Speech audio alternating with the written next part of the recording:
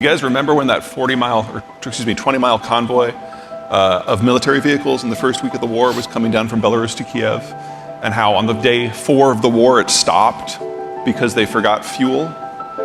And on day 7, all the soldiers walked back to Belarus because they also forgot food.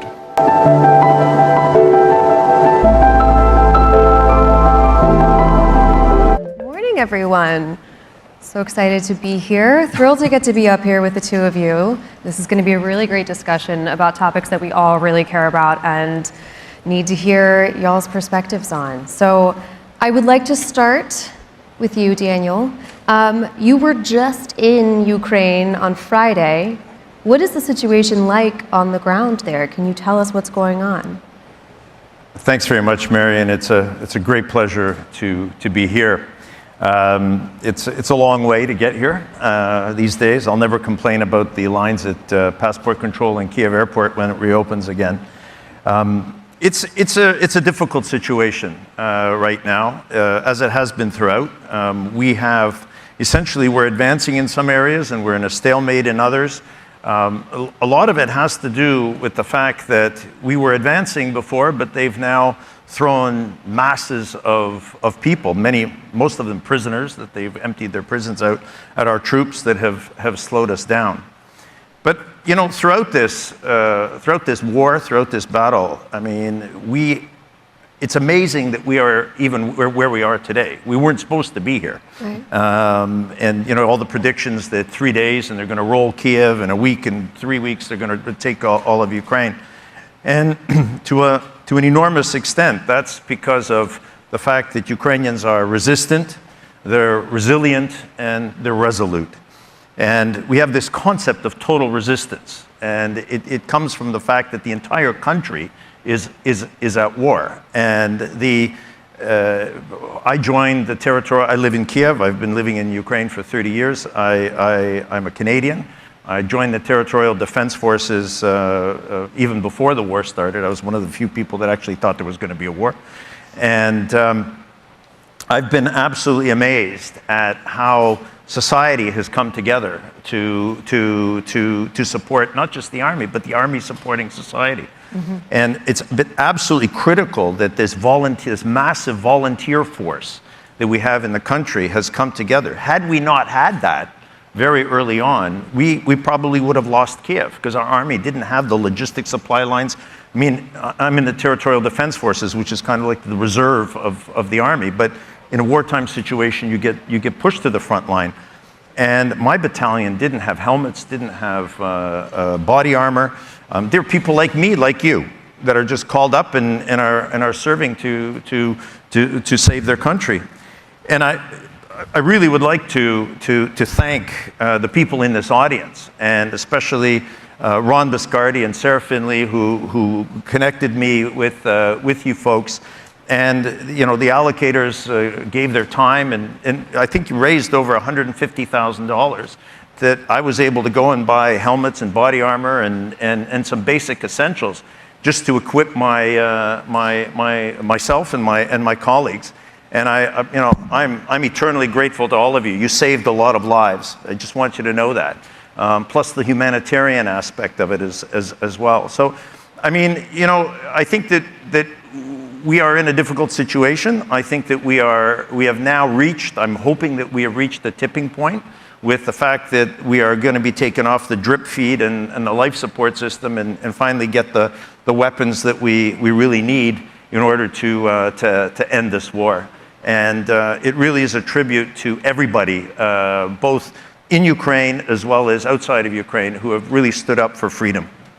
That's wonderful, and that's so nice to hear. It's horrifying, and I'm curious, you know, from your perspective, it must be hard to retain optimism necessarily, but how does this end in your view?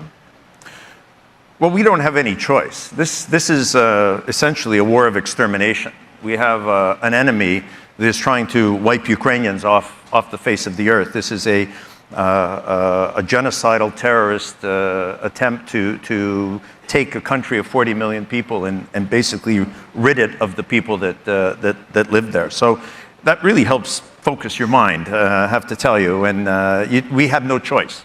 And we will fight to the end. The situation now is that we have no electricity, we have intermittent electricity, we have intermittent heat. We've had 3 air raid warnings I got on my phone app today. We were attacked last week with hypersonic missiles going after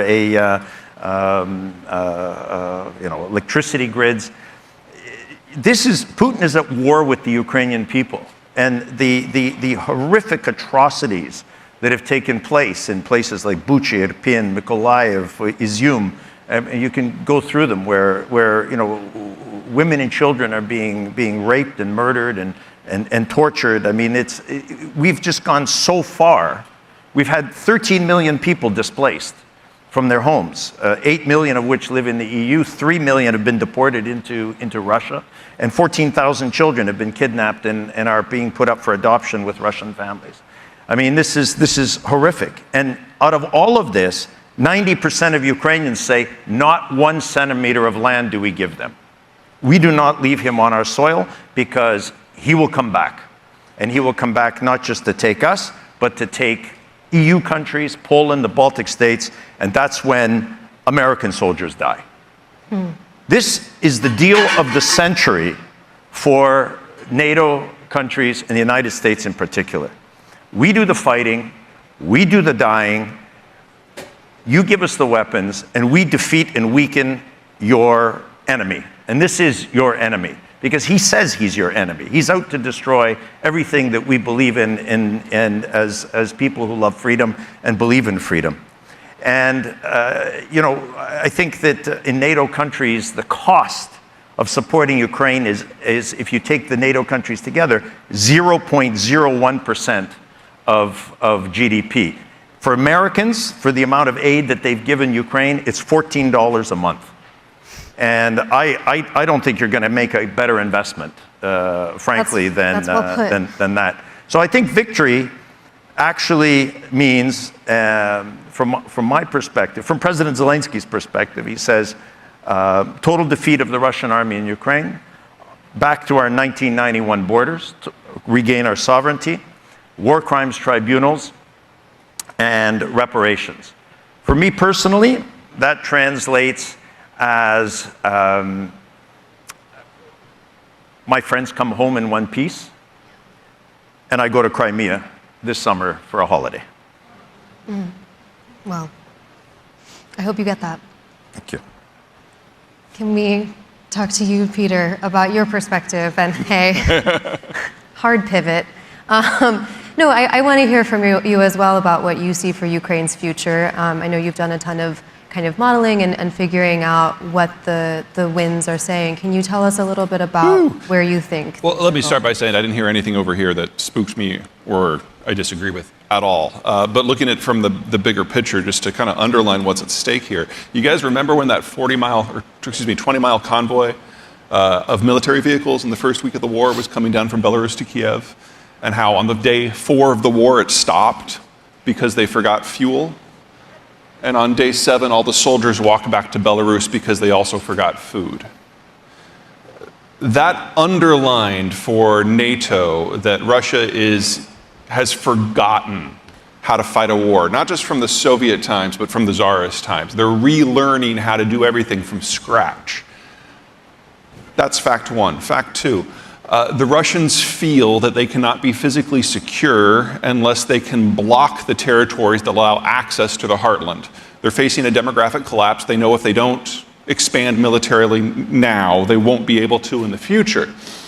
And those access points that they need, Ukraine isn't one of them. Ukraine is in the unfortunate position on being on the way to 2 of them.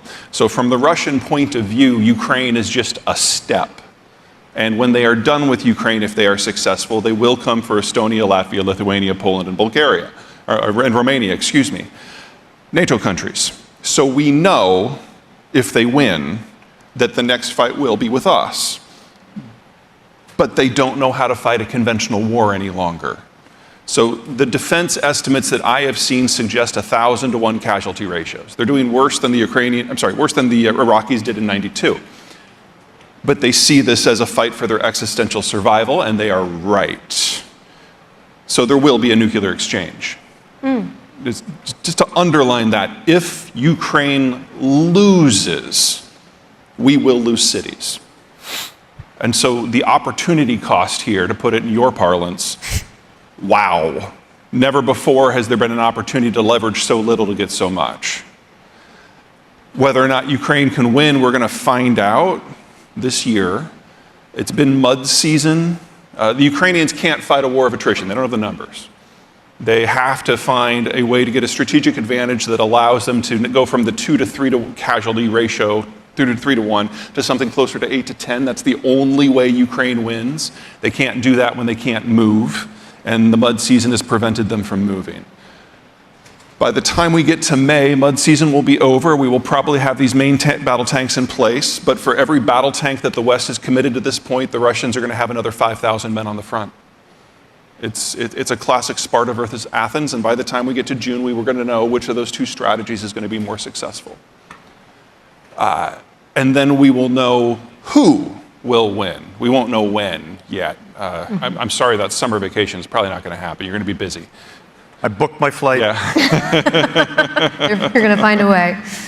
Well, it's amusing, if a little depressing, to hear the kind of risk reward. I love that you're putting it in that parlance. Can you, I mean, both of you think a lot about what this means for investors, for kind of the entire global supply chains and all of these industries that depend on it. So can you talk a little bit, Daniel, we'll start with you, with how investors should think about this, what the ripple effects are that investors should be thinking about?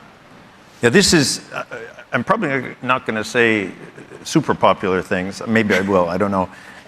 Just useful, doesn't have to be popular. The conversations generally about Ukraine are actually conversations about Russia. Because nobody knows much about Ukraine. Nobody studied it. Nobody was really interested, except for policy wonks. But I think that Ukraine right now is at the epicenter of global change. And we used to talk about the reforms that needed to take place in order to build a European Ukraine. I'm actually thinking now about a Ukrainian Europe. Because if Ukraine, which I never expected to have candidate member status, I never expected to see that in my lifetime, but now that's a reality, and we're going to have to push that. We are also right now de facto a NATO member. We are the eastern shield of NATO. So, people saying, like Spain or Germany saying, well, we can't give you our tanks because we need them to protect our eastern border. Look at a map, okay? So I think that this is really important, because when Ukraine joins the EU, the center of gravity of the EU is going to change. You're going to have a Polish-Ukrainian axis, and that's going to have profound political implications, but it's also going to have profound economic implications, because we're already integrated to a very large extent. I was, for 3 years, the head of Ukraine Invest, which was the Ukrainian government's foreign investment promotion agency, and there was no bigger thankless job in the Ukrainian government from 1916 to 2019. I couldn't even get a conversation with most investors because they couldn't find Ukraine on a map of Ukraine. I think that problem's solved. On the other hand, we had, since we signed the EU-Ukraine Association Agreement, we had already integrated to such a large extent. We were already part of the European supply chain. But this is going to have global implications as well, because we're now going to, in my view, we're seeing the start of a bipolar world, where you're going to have the axis of evil, China, Russia, Iran, North Korea. India, Brazil, and Indonesia are going to have to figure out which way they're going to go. And then you have the democracies. And this is really, I think, what Ukraine has done for I hope, for a lot of Western democracies, is reminded everybody how important principles are. There is a cost to doing business with tyrants and autocrats. And that's something that business and financial sector people need to understand. Your supply chains, a lot of your investment strategies you're going to toss the manual, because they're going to change. We're going to have new energy. I used to wonder, what are we going to do with all the Soviet-era energy infrastructure? Well, Vladimir Putin took care of that. So we've now got to go back. We're not going to rebuild these huge power plants. We're going to go to green energy. We're going to go to something that's more local, more mobile. That's going to have an impact on Europe, because we're going to be the big experimental laboratory of how you rebuild a country of 40 million people from scratch. And this is going to have global implications as well. And you're going to either be part of the China Russia axis or part of the American-led international democratic axis. And that's maybe too stark a point, but I think that it bears thinking. I mean, the EU especially has been Putin's enabler for the last 10 years. We've been at war with Putin for 8 years now, 9 years now, since he invaded the Donbass. This is just the next iteration. During that time, the EU doubled down, especially Germany, doubled down on doing business with them, building Nord Stream 2, getting more, becoming more dependent on Russia than less dependent. All of that's gone out the window now. And I don't think, I mean, Peter knows much more about this than I do, but I don't see how you go back to doing business with an aggressive, terrorist, genocidal empire on your doorstep. And is that what you really want? So we may actually see what I call euphemistically the decolonization of Russia. If they are defeated in Ukraine, and they must be defeated in Ukraine, if there's ever going to be peace in Europe, and if they are defeated, that will create certain events inside Russia. Let's not get ourselves bent out of shape about, oh my God, we can't do that because somebody else is going to come into power. Guess what? You don't control anything that happens inside Russia, and we never have. And having we need to accept the fact that Russia may actually break apart. And we have to manage that process in a way that we take advantage of it as democracies, because our principles and our matter, they are the lifeblood of our societies. I agree with the local picture. I don't agree with the global picture. So I'm not surprised. Yeah. For Ukraine to win, Russia doesn't just have to lose its military capacity in Ukraine. It has to lose its military capacity to project power at all. And that will lead to a political shift and maybe even a regime collapse within the Russian system. But even before we get there, how can I put this most clearly? Halliburton took a moral stance on the war. Anyone who wants to put money in or do business with Russia has to consider that you are now in an ethical bucket that is closer to Attila the Hun than Halliburton. You want to talk reputational risk?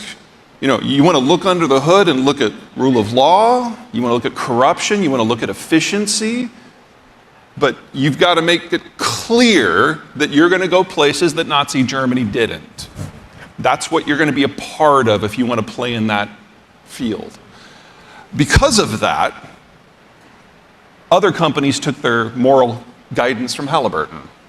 And we've seen a collapse in the capacity of Western techs and capital to get into the Russian space to maintain infrastructure. Their fertilizer industry, just to pick one, was built in the 1960s. It does not work without that foreign stuff. Most of the wells that were drilled in eastern Siberia, upwards of 95% of them, were not done by the Russians. So we are seeing a not so slow motion collapse of the entire Russian industrial space. And the only thing that will fix it is if folks like you throw their own personal money into projects that Halliburton wouldn't. I don't think that's very likely. But think about what that means. Not only are we going to be losing over the next several years in bits and pieces or all at once, it could go any number of directions, we're losing the world's second largest exporter of crude and refined product. We're losing the largest source of palladium, the second largest source of platinum group materials, the third largest source of copper, the third largest source of titanium and aluminum. This has very real consequences. Part of the economic story that you guys have all made mad money on is since 1990, when the world all unified in the late globalization era, is we brought in huge chunks of territory that had not been economically metabolized. This is China, this is Brazil, this is Russia. That is now all unwinding with lightning speed. And anything that requires the base materials to function, we now have to get by without less. So if you want to support an industrial and economic trend, you have to now do it with less copper and nickel and the rest. And that means, among other things, that the green transition can't happen. We just don't have the stuff. We have never, in the history of humanity, doubled the industrial production of any material that we were already using within 10 years. And we now need 3 times as much copper and 4 times as much chromium and 10 times as much aluminum and 10 times as much lithium and 18 times as much graphite. And we're losing Russia, making that statistically impossible. Something will give here. So that's kind of the geopolitical basis. Should we go into demographics now? You were like all psyched about that earlier. I love demographics. All right. I want to come back to this, though. Yeah. Let's put a pin in it. Okay, so think of a demographic structure like a pyramid. You've got lots of children at the bottom, very few retirees at top, and just mortality builds it up like that. When you've got a lot of folks under age 40, you've got a consumption-based system that is driven by what people are doing to build their homes and buy their cars. High inflation, high consumption tends to be high import as well. But as technology improves, as you industrialize and urbanize, your population structure turns into a chimney. And that's kind of the magic moment, because you've got a lot of people aged 20 to 45 who are consuming, and a lot of people aged 40 to 65 who are investing. A good balance of consumption and productive workers. And that is the moment that most of the world has been in between roughly 1980 and 2015. But as you keep aging, you eventually open up into an inverted pyramid. And you don't go back from that, because your birth rate has now been too low for 50 years. It's not that you're running out of children. That happened 30 years ago. You are now running out of adults. That's Germany. That's China. In 20 years, that'll be India. Most of the world's advanced economic systems have aged past the point of no return. We're going through a moment in the West and in the United States where the baby boomers are finally retiring. And we've thought about that from a fiscal point of view, and that's relevant. I don't want to try to talk anyone out of that. But have you ever thought of what it means for you? Because this is the world's single largest source of capital. And on average, the world's baby boomers retired in December. We're already past the tipping point. Not tipping point in terms of recovery. We passed that as a world 30, 40 years ago. I'm talking about the availability of capital at all. We've seen the cost of capital roughly triple in the last 2 years. We're going to see that again in the next year or two. That's baked into the pie. So we're entering a world where we've got a labor shortage because boomers retiring, a capital shortage because the boomers are changing their investment portfolio. And in most parts of the world, there's not a consumption base to maintain this concept we have called globalization, because ultimately trade is about someone buying something. If you don't have a lot of people aged 20 to 45, there's not a lot of that going on. Northeast Asia and Western Europe are where these trends are most advanced, but the parts of the world where they are advancing most quickly are Russia and Ukraine. So even if we can avoid a general nuclear exchange, even if the Ukrainians continue being the David to Russia's Goliath and actually take it down, we still need a fundamentally different economic model. And the European Union's not going to be part of that. Because remember, not only do the Germans have a starkly terminal demography, they have based their entire manufacturing system on an energy provider that can no longer provide energy. There's nothing about that system that survives this decade. And that's a very different geospatial and economic system of relationships that we, at the moment, have yet to invent a theory to frame, much less come up with some sort of industrial policy, much less come up with a financial way to play with that in a world with less finance. Yeah. No pressure. Can I? Yes, please. Can I jump in? Because, I don't even know where to start. There were so many important points in there.